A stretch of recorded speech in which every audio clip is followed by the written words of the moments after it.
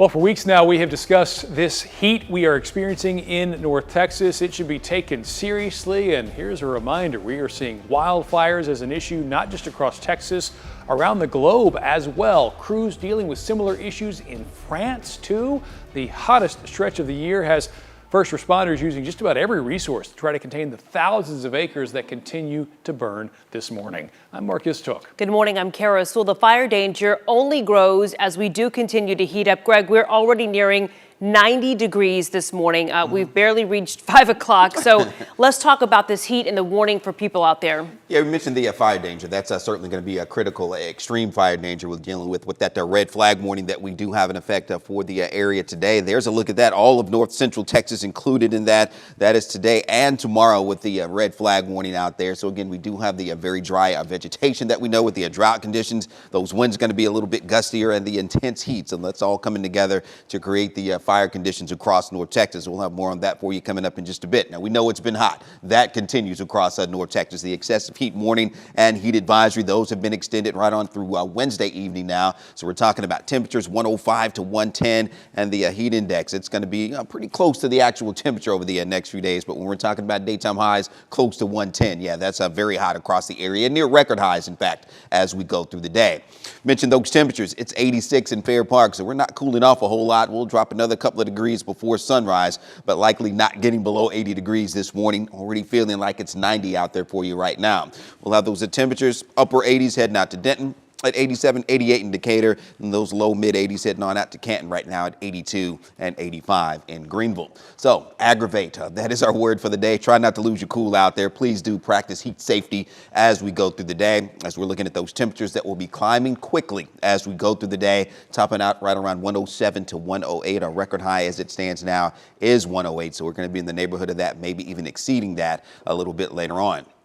So we've been talking about the fires that are going on across North Texas. We have Chris Sadeghi, who's out in Palo, Pinto County, large fire that they're battling out there. What are the conditions like now, Chris? Well, Greg, we are here probably about 2 miles away from what I can tell where we saw the smoke yesterday here on Possum Kingdom Lake on FM 1148. You can see they've got the road shut down. There's also a shelter right here, and that is where people who had to be evacuated, where they're staying. It does not look like there's just a whole heck of a lot of people at the shelters, so perhaps not a whole lot of people in the line of danger. But let's show you just what they were dealing with yesterday with this huge plume of smoke and this fire, and just how difficult it was, according to firefighters, to get to this fire, because in a bit of good news, they say the wind pushed the fire up into this hilly area. Now, I say good news because there's no homes in that area. It's not as populated. The downside of that, though, is that's an area that makes it extremely difficult to put out. In fact, at last check, only about 10% containment last night, and it had burned 500 acres. The homes lost, the number we got at last check, again, late last night, 5 homes lost and also 5 outbuildings lost. This is on the lake, a lot of vacation homes in the area, but right now, hopefully it stays at that number, just 5. The area has dealt with this before, as extremely dry as it is. Back in 2011, they had a similar fire. It was an extremely dry year.